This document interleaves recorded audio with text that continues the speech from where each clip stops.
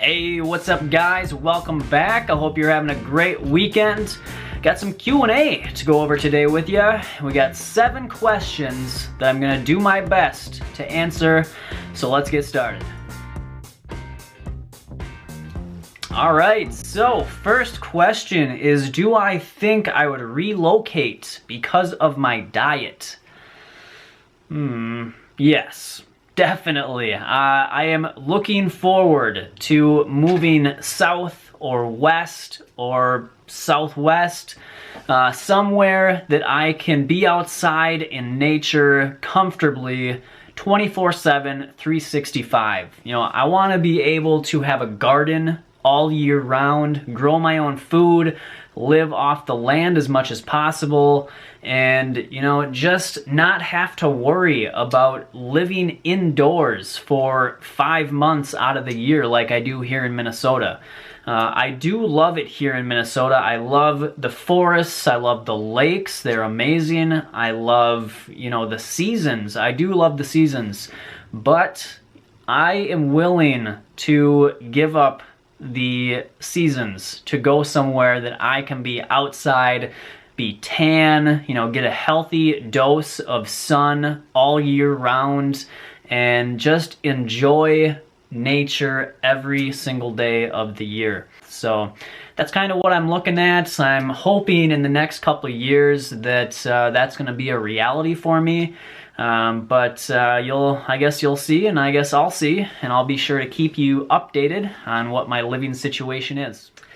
Alright, next question is, was I ever vegan before I was raw vegan? And yes, I definitely was. I had a pretty good transition period of about a year, but I wouldn't really consider myself vegan throughout that entire year because I was still learning.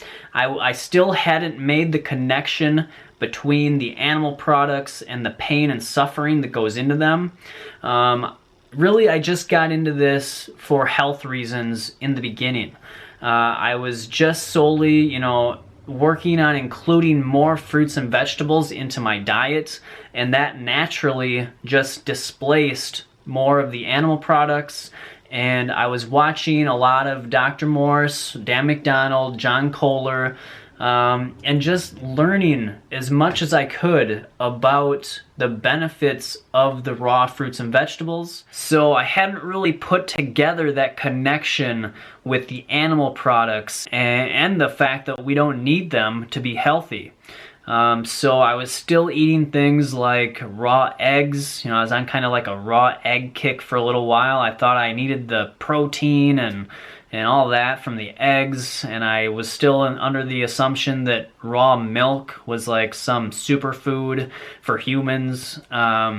But, you know, as I watched more and more of these videos and just educating myself, I got rid of those products. You know, as soon as I understood that I didn't need them and that they were connected with such torture and pain to innocent creatures and innocent beings. And it wasn't until probably like 7 months where I watched Earthlings, and I am going to make another video talking about my Earthling experience and just like the feelings and the emotions that I went through when I watched Earthlings. And if you haven't seen Earthlings, I highly recommend it. And if you have, share it with people that you think could benefit from it, that are open to it, and that really truly want to know what goes on to get the food that they think is food to their table. And that might help to open their eyes to the true nature of what they are consuming. So anyways, within that 1 year, I got rid of all the animal products and I was eating a lot more of the cooked vegan foods. Pretty much just whole foods, though I never really got into a lot of the processed, like tofu type things or the fake meats. I kind of experimented a little with the fake cheeses, like the diet cheese. And I was never really a big fan of those. So I was really mostly like, I would consider it more of a whole food, plant-based diet. for the first year, and then I really started to get serious about the raw foods, and that kind of led me to where I am now. So I hope that helps. All right, next question is what my take is on fatty fruits like avocado and durian, and how often do I eat them? So I am not a fat phobe. I will eat avocado probably 3 to 5 times a week. You know, I'll put like half an avocado in my salad or in my dressing or in like a zucchini pasta. Durian, I don't get a lot of durian just because in Minnesota, you know, it's super expensive and, you know, it's always frozen. So, you know, you're just not quite sure what you're going to get. And to spend that much money, I just don't think is worth it. If I lived in a place like Thailand, then yeah, I'd probably eat a little more durian. But here, you know, it's just, I just don't get much durian. So yeah, I usually keep my percentage of calories from fat usually somewhere between 10 and 25% maybe sometimes.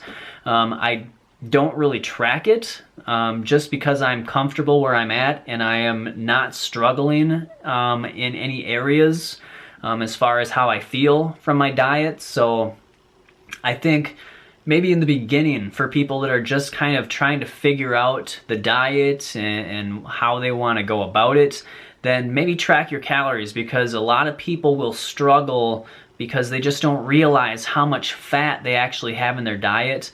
And when you get a high fat diet, that can start to, you know, throw some things off. So you want to at least make sure you're comfortable with how you get your calories. But after you get comfortable, then I see absolutely no need to count calories or to, you know, track where your calories are coming from, because it's just a lot of work. And if you're eating whole, fresh, ripe fruits and vegetables without going crazy on those, you know, fats, then you're in most cases going to be fine.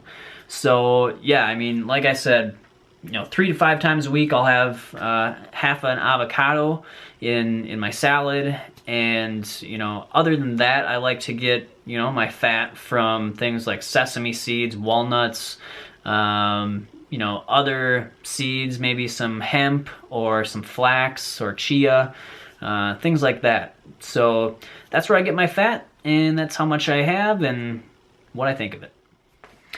All right, the next question is, do I take vitamin supplements? And no, I do not take any vitamin supplements, at least not on a regular basis. I do have certain things that I like to just experiment with, but you know, nothing that I think is essential for being healthy. I don't even take a B12 supplement at this point, which, you know, some people have criticized me for, but, you know, I just haven't really felt that I need to it yet, and, you know, that may change in the future. I am going to do a test to check my levels, and then I'll let you know, what I find out and what my plan is after that. But yeah, and I'm not saying that that is what everybody should do. You know, if you feel like you want to take a B12 supplement or any other type of supplement, you know, that is your choice, and you got to do what you feel is best. I would recommend, you know, if you are going the supplement route, to take whole food supplements and not, you know, synthetic isolated nutrients for your supplements, because that, you know, it's, in my opinion, is just not a healthy route to go. I do have things like Vitamineral Green in my house, and this is a whole food supplement. It's a green powder.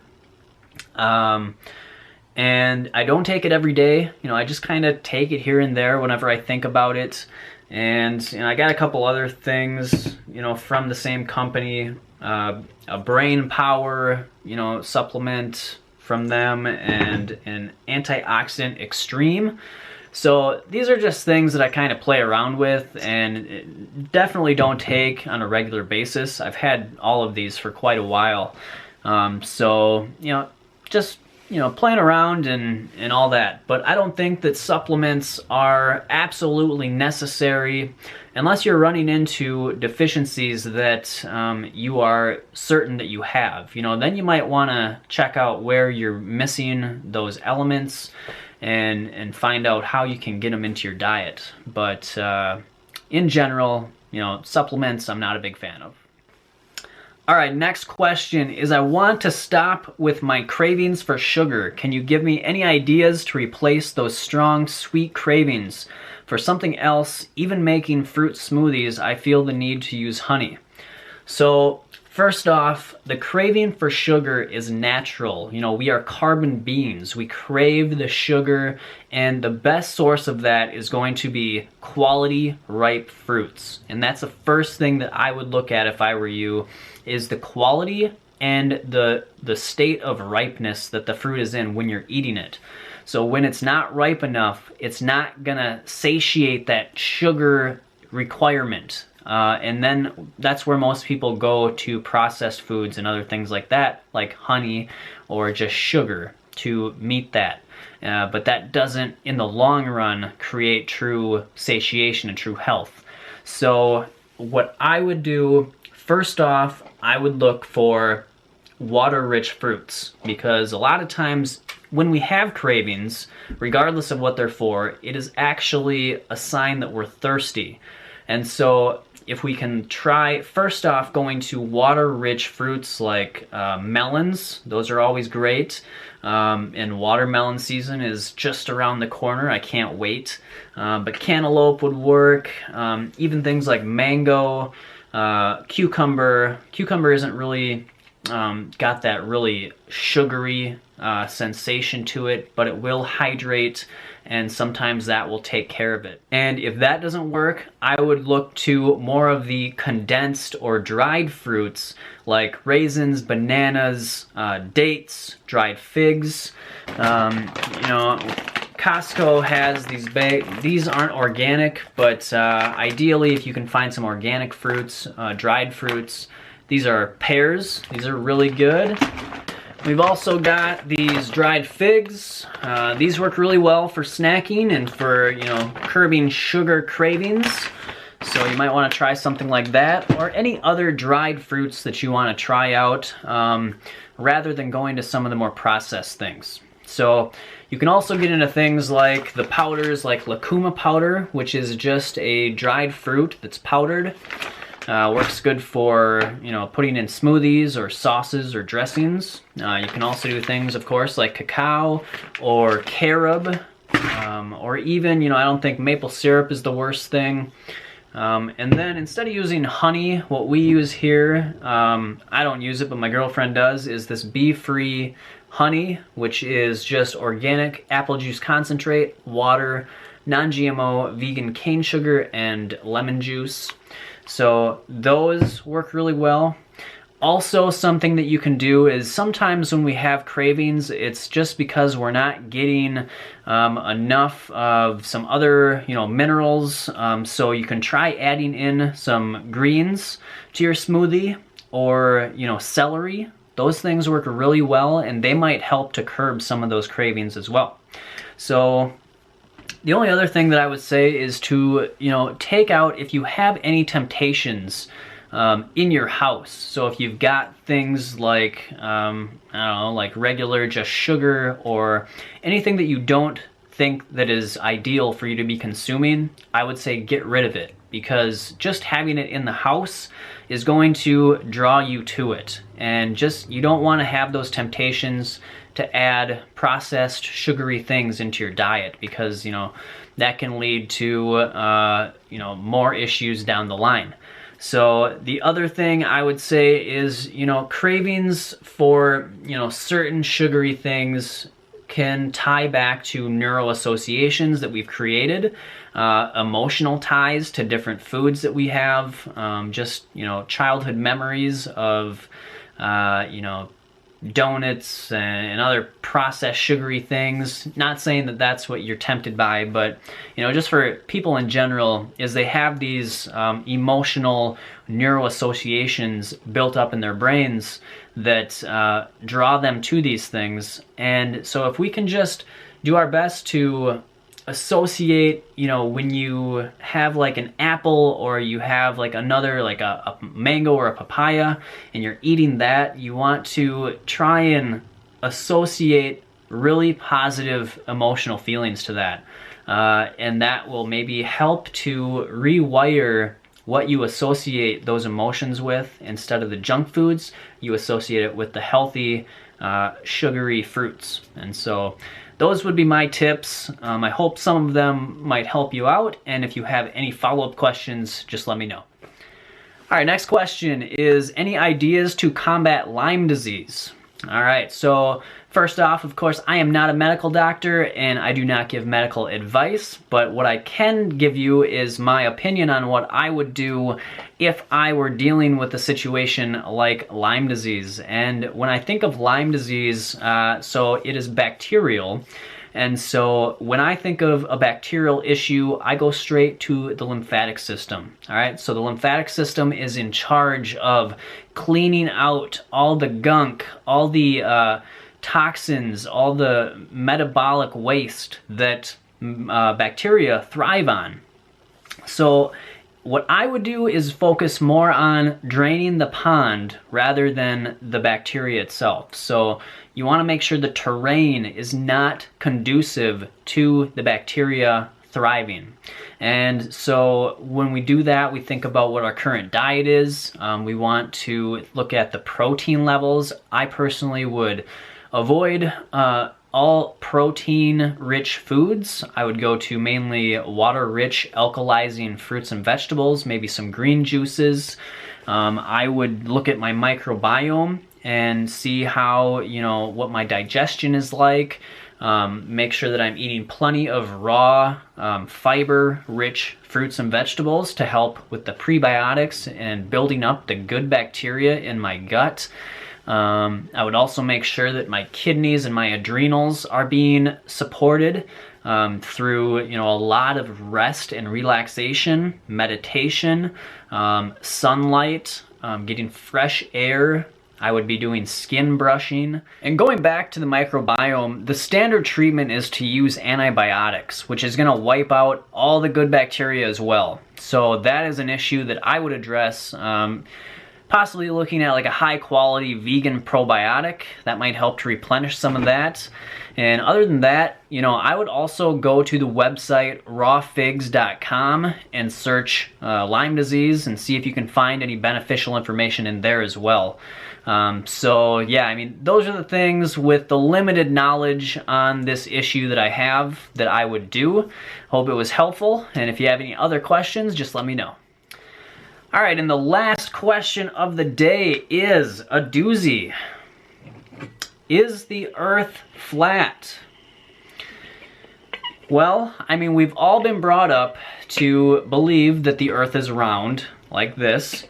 And I'm not saying that it isn't, but I'm not saying that it is. I honestly don't know for sure. I've never been to outer space. I've never looked down and seen the earth as it is, so I can't say 100% for sure. What I do find a little disturbing is the violent opposition to the idea that it could be flat. If you look with your eyes, it looks pretty flat, all right? And there's so many arguments out there. People have for and against it. And I'm not going to get into any of the specifics, but what I will say is that what I think we can all recognize is that the society and the planet is really run by professional, well-trained, experienced liars, all right? That is the reason why channels like this one exist, is because the truth just isn't told to us, all right? So if you can't recognize that, well, that's okay. You have a little waking up to do, but, I'm not here to judge. I just know that we aren't told the truth about a lot of things, and you know what? That gives me enough to be suspicious that maybe what we're told about the earth isn't true as well. Now, a lot of people will disagree, but that's okay. That's, why we're all individuals. That's why we're here to learn. And my opinion, again, is, I don't know for sure. There's things, I'm suspicious of. There's questions I have, but that's for another video. So that's it for this Q&A, guys. I hope you enjoyed it. I hope it was helpful, and I will see you in the next video. Always remember to follow your raw intuition. Detoxify your mind and body. Be the change you want to see. Small steps towards living better. Small steps to where I want to be.